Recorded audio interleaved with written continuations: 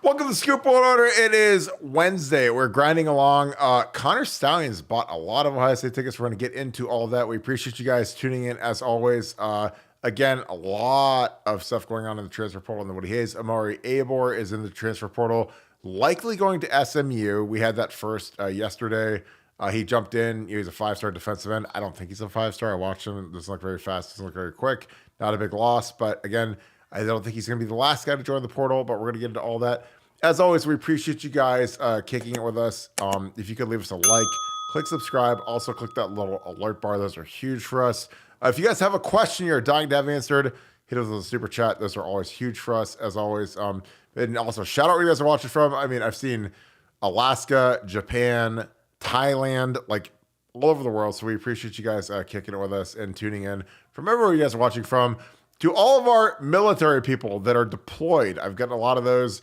Thank you for your service, as always. We appreciate you. We're very pro-military on BuckeyeScoop.com. If you're a member of BuckeyeScoop.com and you're a military member, you get a special badge that denotes what branch of the military you're in. So again, we appreciate you guys and your service and your sacrifice so much. But with that being said, I'm going to bring in my good friend Nevada Buck. Nevada, yesterday was a victory for the Bucks. You know, again, we were top five in the playoff rankings. There's a lot of consternation at the quarterback position this week in the WAC. Ryan Day met with Kyle McCord's dad yesterday. A lot of stuff going on. What are your thoughts on where we're at as a program going into this weekend? This is another 2 straight years of not controlling your destiny, saying your prayers, like a candle church, making sure that Oklahoma State beats Texas and Louisville beats Florida State. But what are your thoughts on the program right now? Because I feel positive. Again, I lived it in 07 when we had to have like 3 teams win to get us into the top 2. We need basically two games to get us into the top 4. But what are your thoughts right now? Well, I mean, a lot to unload today, man. Today was a busy day. First of all, we were not in the top 5. We were number 6, but that's okay because Oregon and Washington are going to take care of each other. One of them's going to make it. One of them ain't. So it's a little bit irrelevant right there. The relevant thing was us being ranked above Texas, and I thought that was a huge indicator that game control, meaning basically game control basically means how dominant were you in your games. How much a game where you win 35-6 is demonstrating more game control than a game that you win 33-30 in overtime. Texas has had 4 of those types of games, 3 in a row where they literally escaped their lives, should have multiple losses. Ohio State really only had 2 close games all year, at Notre Dame and at Michigan. Won one, lost one. So, look, I think we're well positioned, but I don't want to bury the lead because I got to get to our boy Connor Stallions before I get into more stuff about the program, because this was big news today that they had linked Connor Stallions directly to 12 games over the past 3 years, including this year, 27 tickets. Tickets all in sections 22A, ideal viewing, as you can tell, for all sorts of different reasons. But more importantly, this brings the count of tickets that Connor Stallions has purchased for all Big Ten teams to over 200. Over 200 tickets. And as we all know, at an average price of $400 or $500 a ticket, you're talking about $100,000 just in ticket costs alone for this little caper. So for the people, I know the Michigan people all love to think, hey, we won the game on Saturday. We haven't heard anything in the past 48 hours. None of our coaches have been fired, and weren't kicked out of the Big Ten championship game. We're in the clear. We're gone, man. We made it. And it's like, I'm here to tell you, no, that is not the way that this is going to go down. We talked about this on the last show, but Pruitt from Tennessee got a 6-year show cause less than 5 months ago for a scandal that is nothing compared to this. Nothing. No. There's nothing. There's never been anything like this before. But for Ohio State, Connor Stallions purchased 27 tickets to Ohio State games over the past 12 separate games over the past 3 years. I mean, this was so bad, so blatant, so sloppy, so arrogantly executed. It could only have been done by a Michigan man like that, because nobody's that stupid. But in this case, yeah, Counter Stallions was exactly that stupid. I mean, it's stunning because, like, initially they claimed, like $15,000 in ticket expenses. I'm like, dude, like, for like just I mean, because we have a ton on bucket. If you guys on bucketscoop.com, we also have people say, hey, do you have anyone that can hook us up with tickets, or do you guys have somebody beat the Ticketmaster prices, the surcharges, or whatever? And I'm like, not really. So, like, if you want to go to that Penn State game, which is the only good home game this year, there's 6 home games. Penn State's a big game. That's 5 to 1,000 a ticket per ticket. So if you want to go to that thing, it's probably 2 Gs. So, like, when Connor's going to 12 games or 200 games or whatever, it's like they're not all going to be as expensive as Ohio State, Penn State, but it's a big nut to go to Ohio State games. I mean, it's always, so you got to donate money, you got to invest money in your tickets. It's not a cheap endeavor. So I mean, again, like when you say it's 100 grand, like I'm sure it's 100 grand, because again, like if you're gonna go to the biggies where you really want to see what the signs are, you're gonna go to Ohio State, Penn State. You're gonna go to Michigan versus Penn State. You're gonna go to Michigan versus Iowa. You're gonna go to like the top 5, 6, 7 teams in the Big Ten when they play each other, and those aren't cheap tickets. I mean, you're not just gonna go to Youngstown State and Arkansas State and all the turds. Like, you're gonna go see the real games. So I thought it was fascinating when all that came out today, and I'm just like, this guy spent that much money on these tickets. He's sending either himself, or stringers or whatever there. So again, if you're sending a stringer there, you probably got to pay for his time. You pay him $500 to sit there for 3 hours and hold his phone like a douchebag, because like he'll be sitting there like, hang on, let me get Justin Fry, let me get Mike Cellini or whoever the signalers are, and let me get it on their iPhone. And again, people will be looking at this guy like, why is this guy videoing the entire game? Why is he videoing the signals? Like, that doesn't make sense. And again, like if you're completely inept about knowing about football, you'd still wonder why a guy's like holding his phone like this the whole game and looking at the sideline. Because it's just weird. Nobody does that. Like, I mean, people will video like a touchdown or halftime or script Ohio, but they're not going to like stay there like this for 4 quarters. So again, those guys that took that money are putting themselves out there, and that's crazy. So, again, I think it's going to be fascinating when this all comes through. I think Jim Harbaugh's going to get whacked. I think he's going to end up with the Carolina Panthers or out of work or whatever. But I can't imagine when all this comes out. Because again, this came out today, and people are like, "Oh, well, Michigan's free and clear." I'm like, "No, dude. There's a lot more stuff that's going to be coming out over the next few months, weeks, whatever." As the NCAA digs in, they get into the records, they get into the credit card statements, they get into the Venmos, they get into the Ticketmaster accounts, like all the stuff that they're going to dig for and subpoena. Like, it's going to be a wrap. It's going to be really ugly. It's going to be bad for Michigan.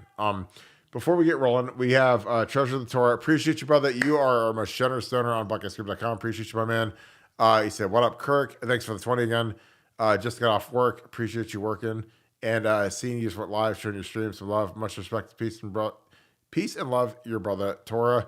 Again, thank you for all you do, Treasure of the Torah. You are the most generous guy that we've had. Again, you hit us with a hundo, a 50. You really pull that stream up by the bootstraps. Appreciate you. Bradley Gray, thanks for the deuce. 16 of the tickets weren't even used.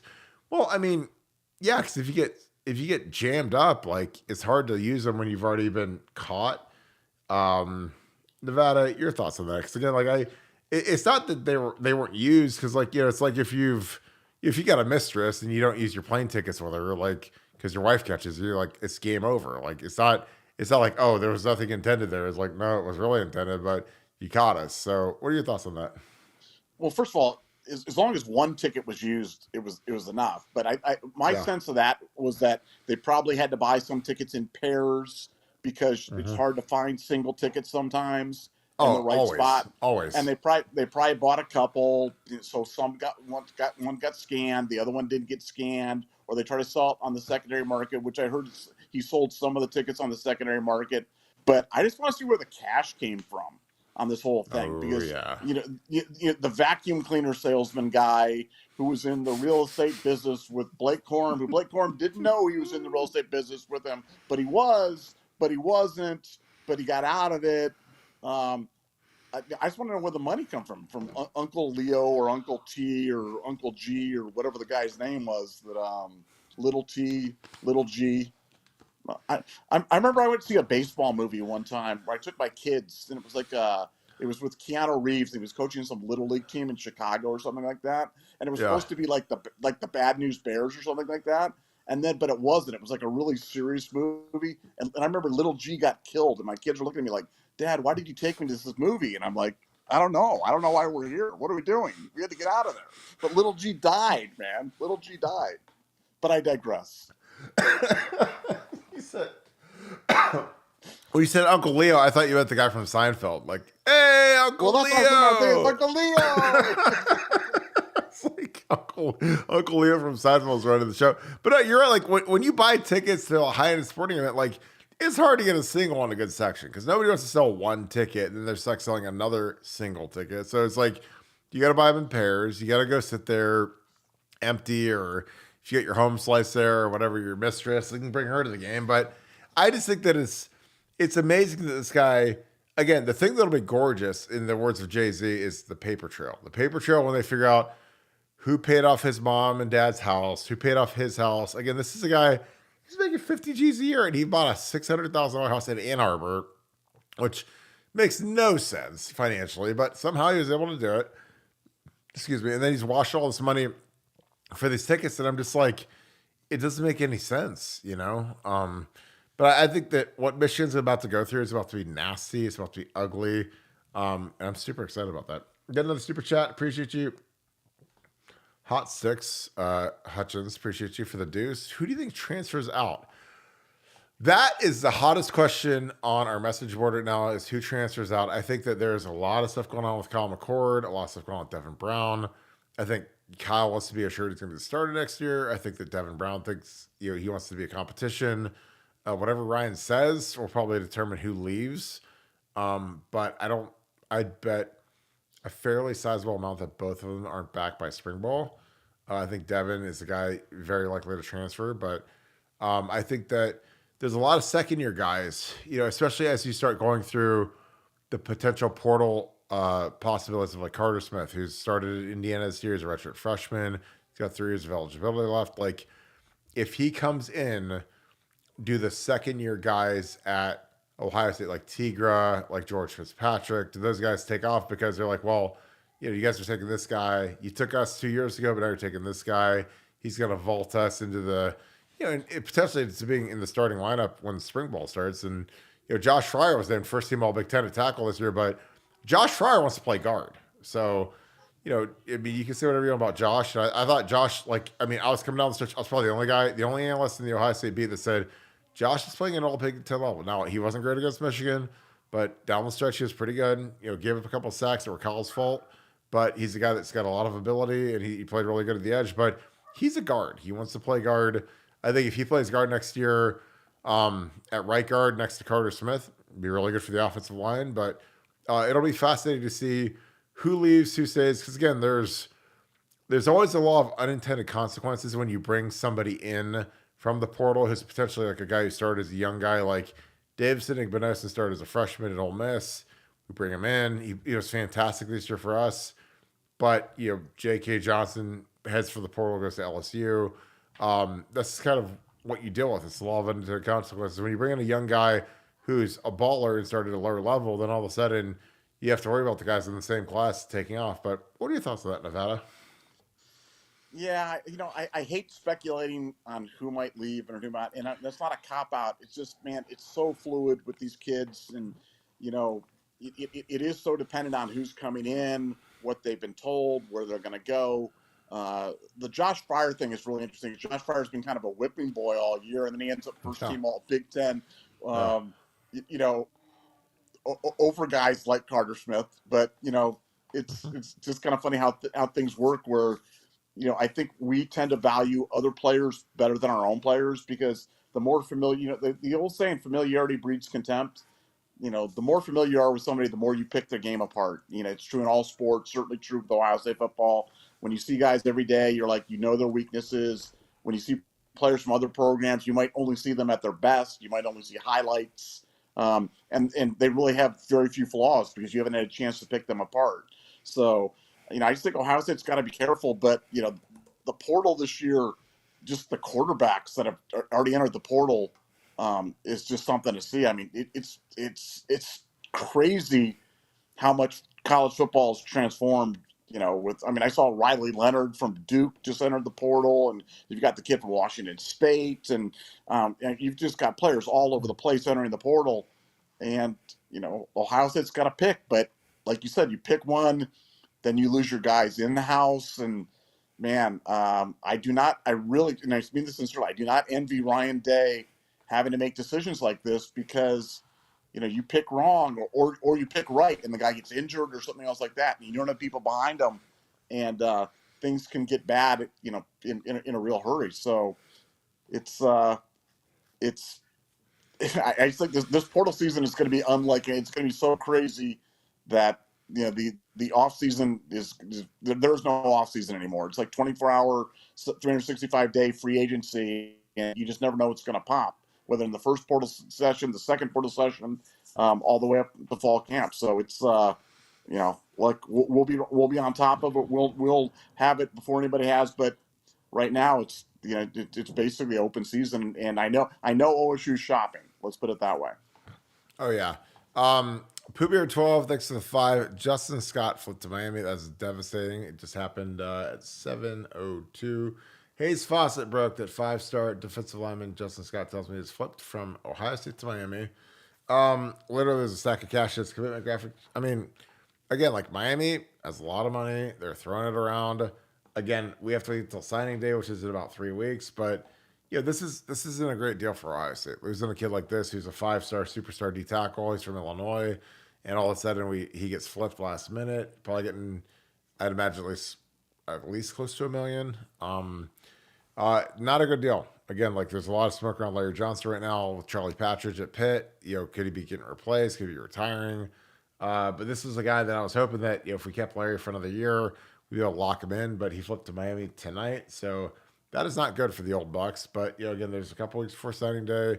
Things can change. Again, the thing about Miami is they've had people that have like paid real money, and then there's some guys that have lied about it, and people take off. So, real interesting. Nevada, your thoughts? 5-star flip from Ohio State to Miami, literally 20 minutes ago.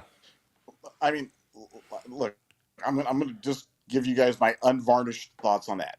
Any kid who would flip from Ohio State to the dumpster fire in Miami to go down there and do that, like I wish him luck. I do. I wish him luck. Yep. It's fine. We'll be fine without Justin Scott. Would I love to have him? Absolutely. Big add to the class. Position of need. Absolutely. Will Ohio State somehow manage to survive this? Yeah, we'll be fine. Yeah. It's it's fine. Justin Scott, great. Would have loved to have him, but that's just a dumb business move right there. Yeah. And it is. And if you're that dumb that you're gonna go down and do business like that, I'm not saying we don't want you, but it's more of a, man, it certainly is a big red flag about what you're all about and what you're coming to. Are you really? You look at the wide receivers. Like every single wide receiver that comes to Ohio State right now could take more money somewhere else. Every single one of them. There's more money available, but they come to play for Brian Hartline. They come to play in this system because they believe that their path to generational wealth, not $1 million or $2 million, but I mean like generational wealth, is developing at Ohio State, getting drafted high, and going on to success in the NFL. And I think that's frankly what you want for every position, because if Ohio State is just trying to chase. No, I agree. If Ohio State's trying to chase like money, we lost Mark Fletcher last year, like last minute. It was pure NIL deal with Miami. They paid him a lot of money, like second round NFL draft money. So I can't hate on it. Again, I don't understand it, because I think that he would be a massive asset, given the fact that I think Tyreek and Mike Hall are both going to go pro. I think there's a chance he could start as a true freshman next year. But with that being said, it's just, I think that, like we lost Mark Fletcher. They lost to Duke, last second. I mean, they're not going to ever win anything at Miami. But, Mark had a nice first year, but, he could be the starter next year at Ohio State with JJ and Ennis and Tate, and probably tear it up. But that's his prerogative. So that kind of stings. It sucks, but it is what it is. And again, when a kid goes elsewhere, it's never a so long. It's more of a I'll see you later type deal where, like he'll, potentially be in the portal in a year if they fire Mario Cristobal and things go sideways and all of a sudden he doesn't love Miami anymore. But their NIL is better than ours. Our NIL people with 1870 Society absolutely suck right now. I think that they, again, they fired Todd Markowitz. They're trying to reorganize, trying to raise some money, but they suck. I know the people that head of that thing, they're trash. We got rid of the foundation, which raised way more money than they did, made in the basketball thing. But that's the problem. Is like we need to get our NIL thing rolling, and the people at the top of 1870 are complete garbage. So it kind of is what it is. So we're gonna lose guys in NIL because they don't know what they're doing. They're scumbags and they're idiots, and kind of is what it is. Nevada, we got more super chats. We got Brian. Thanks to the 5, my man. Honestly, people don't care as much after Michigan won without their head coach. Made it seem insignificant and showed Michigan is just better. See, I mean, we lost by 6 on the road. I don't think that they're just better. I think we played them again. We've got a great shot. Again, the problem is we made mistakes. We threw a pick 6. We threw a pick at the end of the game. We were sloppy. Our special teams are trash. They've been trash for 2 years. So again, if Friday wants to come correct, he's going to actually fix that. Make our special teams what they used to be. Like when we had Trust and Urban, our special teams were legit, and now they're just, they cost us against Michigan last year. They cost us against Georgia. In the big games where we play equal talent, our special teams, which should be, the decision maker, they cost us, and that's up to Ryan, to get his head out of his butt and start, making decisions where we can be better on special teams. But Nevada, what are your thoughts? Again, people, they're kind of agnostic about the Michigan game. They say Michigan's better than us. I don't think Michigan's better than us. I really don't. And again, I know they beat us. God bless them. It's fair and square. But, are they more talented than us? I mean, if you put a gun to me and said, please, what team? What team? If your family's life's on the line, you had to pick one team for talent. I'm picking Ohio State every day, all day. But what are your thoughts? Yeah, no, that was a trolley question. Look, we outgained Michigan in yards. We outgained them in first downs. We're on the road with a chance to win the game at the end in a game that we didn't play a perfect game, and Michigan did play a perfect game. So no, it was a coin flip game, and it just it came up on the wrong side of the coin this time. But yeah, I'd love to get a chance to those guys, and we might. I mean, the way things look with the college football playoff, and as crazy as college football season's been, it would not be wild at all for us to get a rematch with those guys, and I'd love that. I mean, I'd love that, and I know Michigan would hate that. Michigan fans, the last thing they ever want to do is to see Ohio State again this year, man. They know they dodged one, and that's okay. We in a game like that, if you make a mistake and you gift the other team a touchdown and you lose by 6 points, that's pretty much the difference. It was a close game. It was a good game, but I mean, let's line it up one more time and see how it goes. Exactly. We gave it away. Caden Hutchins, again, thanks for the deuce. You think it was JJ with Scott going to the U? No. I mean, JJ's gone to Florida State 75 times because he gets paid to go on unofficial visits, but he's come to Ohio State. As long as Brian Hartline's here. Now, if Brian goes to the Patriots or the Browns or the Titans or something, the bets are off. But if Brian Hartline is still the wide receiver coach and offensive coordinator at Ohio State, it's game over. He's here. It's a wrap. JJ loves Ohio State. Again, these guys that are big time receivers, it's 3 and out to the league as fast as possible. There's it's like a monorail right to the NFL, right to the first round if you're at Ohio State with Brian Hartline in this offense. Because it's nothing other than testimony at this point. You've got Olave, you've got Wilson, you got Jackson Smith and Jigba, you have Marvin, you're gonna have Emeka. Even before Brian, when we had like Zach Smith, I mean, we had Terry McLaurin, Paris, Mike Thomas. I mean, the tradition here, and even before them, you go back to Boston, Jerry Galloway, Santonio Holmes, Anthony Gonzalez, Ted Ginn. It was nonstop, super, super highway to the NFL. I think that's what JJ wants. I think JJ starts next year as a freshman. I can't imagine anyone's going to beat him out of X that's on the roster right now. I mean, I've seen these guys that are second and third year guys, and if I was those guys, I'd be, looking at what are my options. Because when JJ shows up, again, I could be a really fast runner, but if we're bringing in Usain Bolt as a freshman, Like I know that I'm going to be riding the bench or on the JV team, so that's what JJ is. JJ is like Usain Bolt playing wide receiver. He's a monster. He's Julio Jones. Put him out there at X, give him like 3 routes, let him figure it out, and let him go like dog walk people because that dude is. I mean, I've seen great receivers. Like I mean, like again, when I was in Detroit, I played with Calvin Johnson, the greatest receiver of all time, in my opinion. And I love Jerry Rice. He's awesome, but Calvin Johnson had to play with John Kitna and Joey Harrington and Steve Mariucci and Rod Marinelli and all these idiots. Jerry Rice had like George Seifert.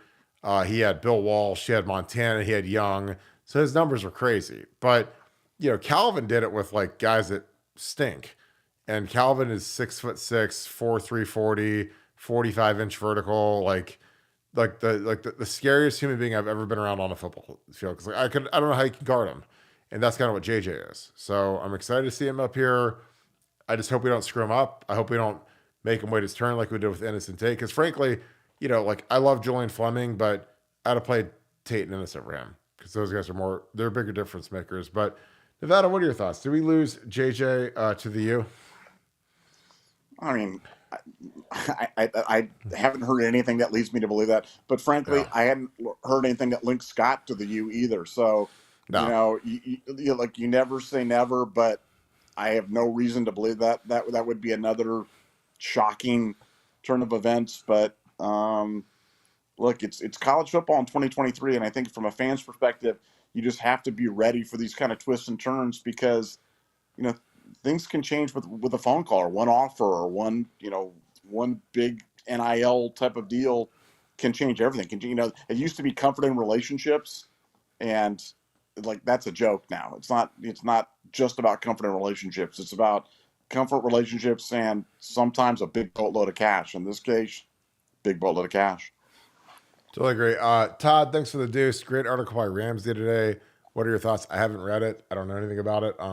Ramsey's a good dude. The people he works for are trash, so I'm going to go to the next one. Spook Jr., thanks for the 10. As a former player, does it bug you that Kyle M. said that the Michigan University game is just another game? And is it an indictment on Day that he's not instilling the culture of the game? You know, I go back and forth on this because CJ Stroud said the same thing. He's like, one game doesn't define me. Kyle McCord said, it's just another game. It's just a football game. And, I go back and forth. Like, I don't want to come off the top rope too bad on these kids because they're just kids. And, sometimes they say stuff that's dumb, like that. Both those phrases are very dumb. I mean, this is not just a game. This is not just a game. This is not just like, show up and, oh, golly gee whiz, we lost. Because, again, it affects a lot of people. It affects a lot of the culture of Ohio for literally a month. But, the game is fading fast because next year we're going to have a 12-team playoff and we're not really going to have any consternation next year because all of a sudden people will be like, oh, well, we're in. Are we going to be the 4 seed or the 8 seed or the 10 seed or whatever? So it does bug me that these guys really don't understand the game. It bugs me that Ryan doesn't understand the game. It bugs me that he is tight. Like I had someone drop a great nickname on me with Ryan. They called him Sister Ryan. And I was like, why do you call him Sister Ryan? Is it because he's like a girl? I was like, no, because he's tighter than a nun for the Michigan game. I was like, okay, that's a little bit much, but it's kind of funny, but whatever. And so someone from the Woody Hayes said that to him, and I was like, okay, I get it. Like, I mean, Ryan gets real tight for these big games, and he was loose for that Georgia game, and he called it the greatest game of his life. And then we get some of these big games, and he's like scared to death, and it's just bizarre to me because like, Jim Tressel was a conservative, buttoned up dude. I mean, he'd have the button up to his neck, and I mean, he'd let it loose for his Michigan. So would Urban, and like Ryan is like the opposite. He's like punting from his own 35, and you know, praying the rosary at halftime, and I don't know, but I don't know about it. Like, does it bug you? Because, like, again, like, I know players try to, like, downplay it and it's not a big deal or whatever. But, like, for me, it was the biggest deal in the world. But, like, when I spoke to the media, you always try to downplay it. You don't act like it's life and death. You don't act like it's, oh, my God, if we lose this game, like, I don't know how I'm going to sleep at night or, I got to go kick my dog when I get home. You always try to downplay it to the media. So I don't, I think when they talk to the media, it's different than what they internally feel. But what are your thoughts? Yeah, I think those are like impossible sound bites right there. People love Yeah. to jump on stuff like that because, like, you know, look, I try to watch the game and try to be philosophical about it in the context of, my life, my kids, my wife, what's going on, our things, and yes, at some point in my mind, the thought comes across, it's just a game. You know what I'm saying? Now, Yeah. but when you say that out loud, oh, that gets overplayed a million times over and over again, and every ex-player, how can you say it's just a game? It's not just a game, and it's, you know, I, I look. I think a lot of these issues that we've talked about, of all the issues that we talk about, the common thread to me is, it's not that Ryan Day doesn't understand the game or doesn't care about the game or doesn't. I think Ryan cares too much. Like, Ryan is so Yeah. just Agree. like overwhelmed by the Tight. game, Tight. overwhelmed by Tight. yeah, that he becomes tight Ryan, and Yeah. so it's not that he doesn't care; it's he cares too much. Yeah. And we talked about this on the show the other day, but I think next year with the playoff expansion, it's going to help him tremendously. I think Yeah. it is going to help him keep the game in perspective in terms of, yeah, this is a really important data point, but it's not the end of the world. I can still lose this, and we're still going to go into the playoffs. And so I can be reckless. Boy, I can use all four downs. Boy, I can Yep. call the game that I want to do. So I think from an Ohio State fan's perspective, look, you just have to, the season used to be defined by Ohio State, Michigan. It was defined by that because if you won, you had a chance to go on to the Rose Bowl. You had a chance to be voted the national champion. You had a chance to make the college football BCS playoff or whatever it was. And if you lost it, all of those things were gone. Well, next year that all changes, man. It is literally a completely different animal. And so, as an Ohio State fan, we just have to embrace the change. We may not like it. We may bemoan the fact that the good old days or whatever, but that's just the reality. And I'm telling you right now, I think it's a net benefit to Ohio State fans because I think you'll get a different Ryan Day calling those games. But it's not for lack of care. And it's not because he mosh pits or dances or gets in the conga line and does the Soul Train scramble where the answer is the OJs, or something like that. But he goes out there and I think he'll be much looser, and I think we'll get loose Ryan, and we all want loose Ryan. Well, I think there's like an art to doing an interview like that. Cause like, say, like, for instance, Nevada, Buck, and I hated each other. We're the biggest rivals in the entire universe. We hate each other like, like some of the old time rivalries, like going through like historic times. And we got to play shuffleboard on Sunday. We're in Boca Raton. We're both old, bad hips, bad eyes, can't see. And I'm just like, I hate Nevada so much. I can't imagine losing to him. I can't look at the state of Nevada on a map. I cross it out on my little globe. Like, I hate him so much. I can't even imagine losing to him. Whatever. Like, if I say all that out loud and he reads that and he's like, oh man, I got to sharpen my sword. I got to take my, my Adderall. I got to go get ready to go for this match. Cause like Kirk's going to be bringing it cause he's all salty and angry and whatever. And like, like if I was doing that interview, like Hal McCoy would say, oh yeah, it's just a game. It's okay if we lose. It's all fine and dandy. We're good competitors. I love the Big Ten. It'll be great for the league.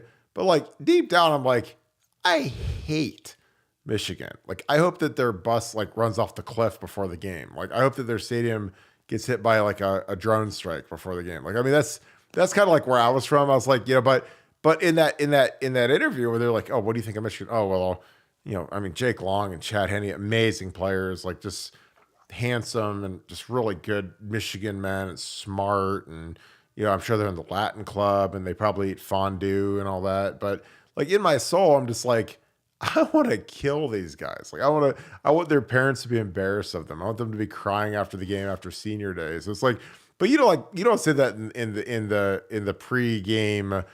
Oh, it's just a good game and it's good for the Big Ten. And, I hope Jim Delaney's there and I hope he shakes both of our hands at midfield. And I hope I can win the coin toss. It'd be amazing to win the coin toss versus Jake Long and Mike Hart and Henne.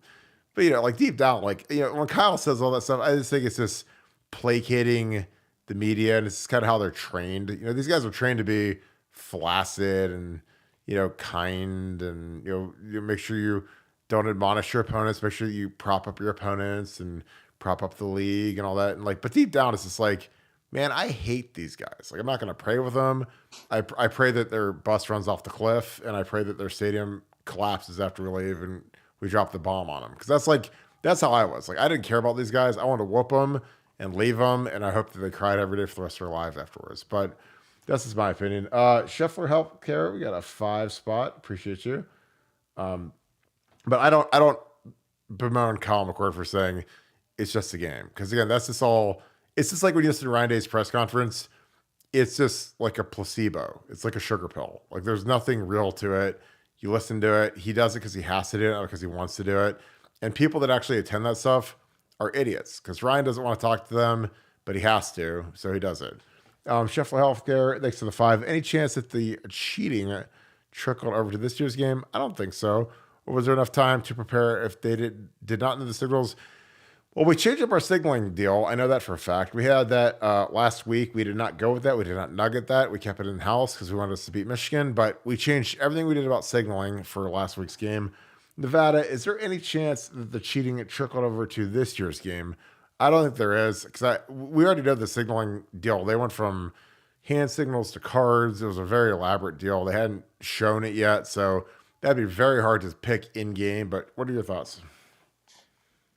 I'm just telling you, the game felt different, so I'd say no. Yeah. I mean, the last 2 years, it just felt wonky. I called it at the time. I said it felt wonky. I didn't know what it was, but I knew something was off.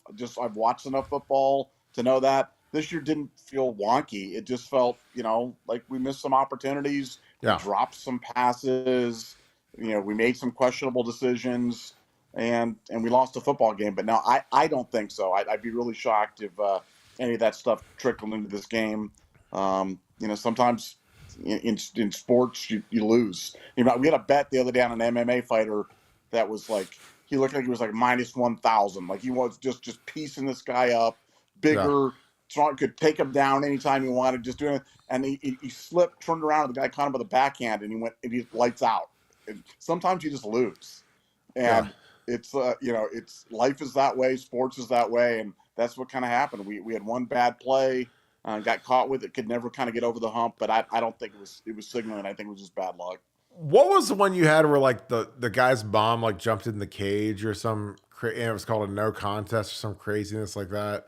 I mean, that was it was a disqualification. Go through that because like the guy was like killing him, and then mom jumped in the cage or some craziness, and that was one of the worst beats in the history of bets. Yeah. No, we had a guy beat a guy, just like beat him nearly to death, and then it was like it went to the decision. And then the guy, the guy that got beat up was like yelling at the guy's mom. So the guy's mom tried to climb into the ring, and so then because the guy's mom tried to climb into the ring, they disqualified our fighter. So he lost. It wasn't even a no contest. It was like a loss. It was a disqualification. So yeah, that goes into the hall of bad beats for the Nevada Buck clan. I can tell you that. That's the first ballot right there. Like some crazy woman jumps on the thing and says, "Oh, you lose all your money now." So. Nevada, do you think, again, Chief Rock, thanks for the 5, do you think if McCord at least was better at quickly getting to the second, third read, it would help with his lack of mobility? Are you missing having a mobile quarterback? To me, I think that, I like it's hard to fault Kyle when his first read is Marvin. Because again, like if I was a quarterback and I played for the Minnesota Vikings and Justin Jefferson was healthy, or if I had Devontae Adams, so I played for the Raiders, and he's my first read, like, those guys get open every time. So like Marvin versus basically any quarterback is going to shake them, get a good release, probably get open. So, Kyle played in high school with him. He's addicted to him, forces the ball to him. So I get that. He's a Blitnikoff winner. But it'll be interesting next year if Kyle's still here. Nevada, do you think it's better he gets to the second or third read? It's just, I don't know. Like when your first read's Marvin, it's tough. Like if I'm a point guard and my first passes Michael Jordan, like it's hard to get to Horace Grant, I guess. But what are your thoughts? Well, I think the reading stuff that comes from experience. So a second year starter, do I expect him to get more proficient about coming off his primary and going to secondary and tertiary guys? I would absolutely expect that. The bigger concern, and look, I don't want to turn off everybody in the world on this thing, but the lack of mobility, the lack of pocket presence, And the fact, guys, I just have to say this because I just find this stat absolutely amazing. We are on 3 years now, 3 years, 0 rushing TDs for our QB1 for 3 years. Whew. I mean, it's such an impossible statistic in any time in football, but especially in 2023. It's been 3 years. So 3 full years. 3 full years. This is like the 2-year thing, and you just started the first third year, so it's 3 years, 2 years, and one.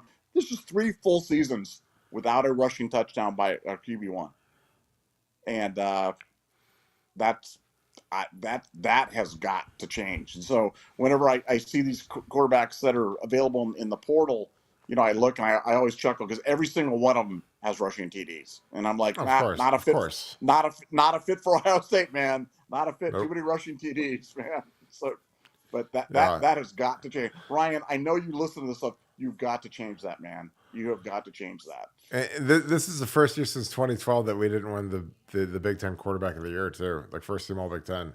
That's a streak that'll never be duplicated. Like we literally had the first team All Big Ten quarterback from 12 until 22, and this year JJ McCarthy took the mantle from Kyle. And again, Kyle McCord's got way better weapons than JJ McCarthy. Like he's got Cade, he's got Marvin, he's got Emeka, he's got Julian, he's got Trey Henderson, he's got even our backup tailbacks are at least as good as Blake Corum, but we lost it this year, which is crazy. Heat, thanks for the 5, brother. Scott left for playing time.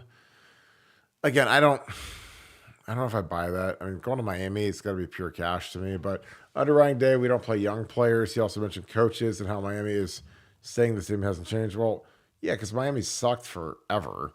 I mean, so they are saying the same. They do suck. They're not in the playoff picture. They're not in a major bowl picture, but it's pure cash. It's not about playing. Because if you're young and you're good, I mean, we started JT2 Maloa as a freshman all year 3 years ago. He started every game.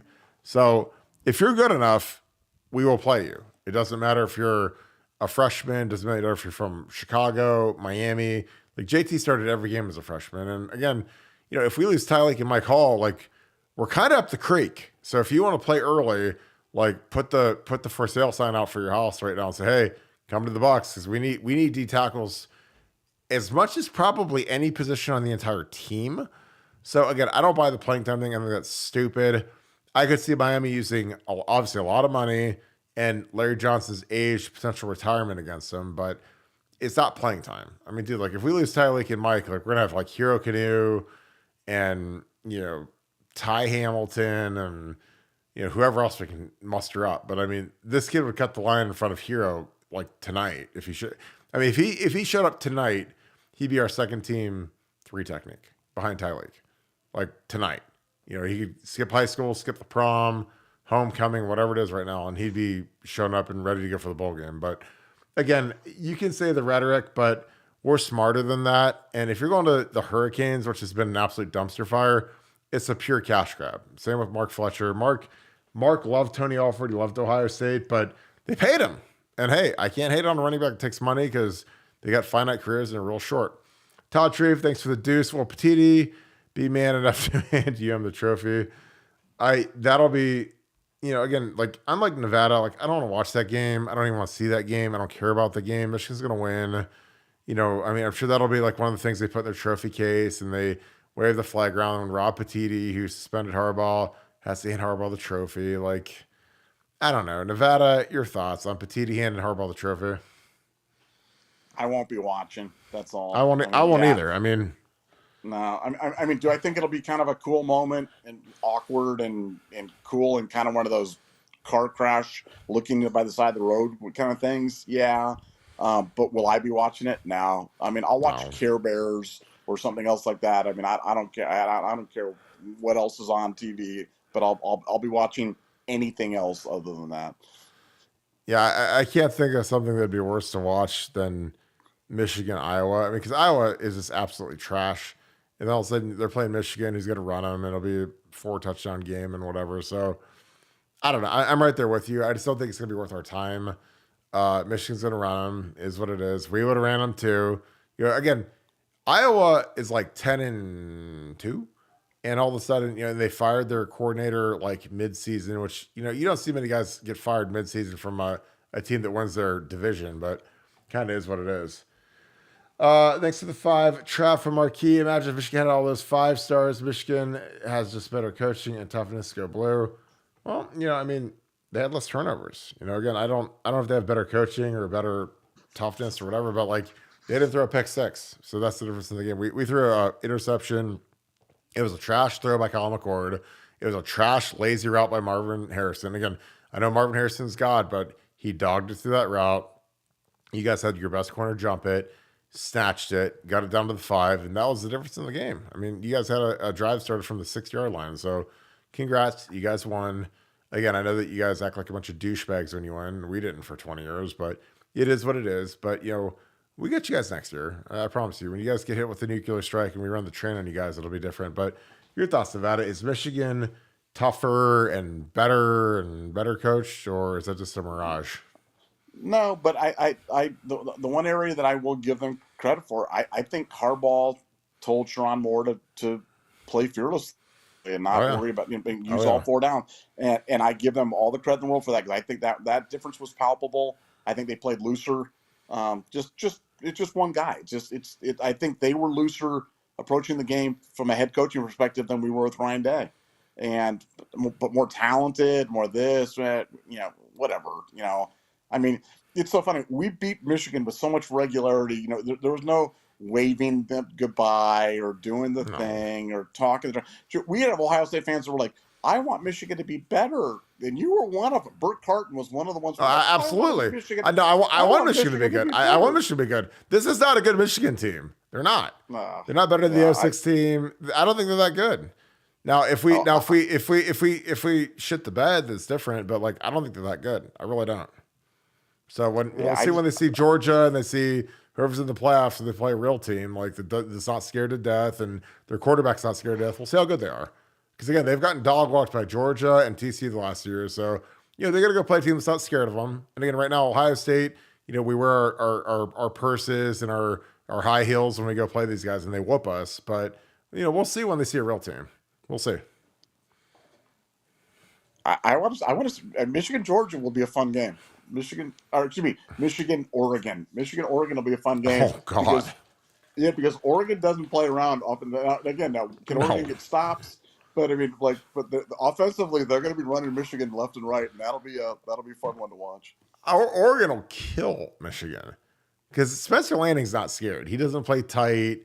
He's not like Sister Ryan. Like he gets after it, and he's not scared. And again, they lost that Washington game. He was a little too loose, but when I think Oregon's going to dog walk Washington in the championship game on Friday. I mean, they're not scared of anybody, anything. They came to the shoe 2 years ago, whooped us, with Cristobal, and I mean that's an interesting program because again, people don't study them because they're in the Pacific Northwest or kind of in the middle of nowhere. But those guys coming into the Big Ten might be the most impactful team, more than Washington, more than SC, and more than UCLA, because they're serious, and they got a lot of money. I mean, they get guys that they whoop us in NIL, I mean, they got Phil Knight running. Their NIL is run by Phil Knight. Ours is run by, guys that can't scrape 2 nickels together. They're selling coupons off beer cans and stuff. And I'm like, versus Phil Knight, good luck with that.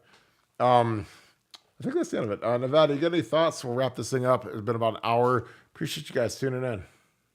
No, just I mean, I don't even want to justify the Justin Scott playing time excuse. I mean, we're losing literally all 4 of our defensive rush guys. That's the dumbest thing I've ever heard in my life. It's I'm going to Miami for more playing time. I'm like, dude, we're going to lose everybody. Yeah. There's nobody left. What do you have the cleanest depth chart? You got to be out Hero Canoe.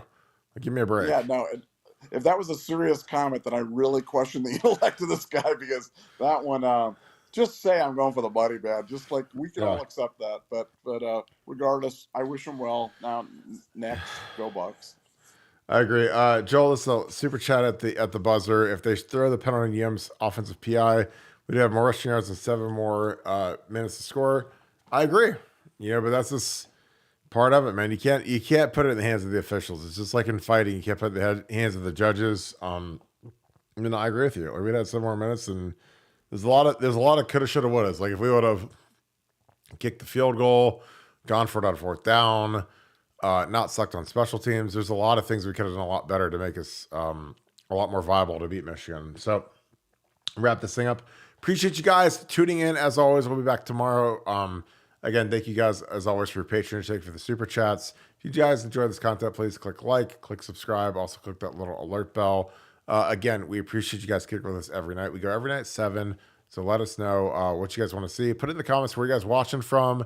And what are your hopes for the rest of the season? I'd love to hear that. Do you want us to make the playoffs? Do you want us to go to the Orange Bowl, play Louisville? Do you want to see, who do you want to see at quarterback? Just kind of give me your dissertation down in the comments. I appreciate you guys as always. Hope you guys have a great rest of your night. Again, thank you so much, Buckeye Nation, and thank you, Scoop family. I'm going to talk to you guys tomorrow. Go Bucks.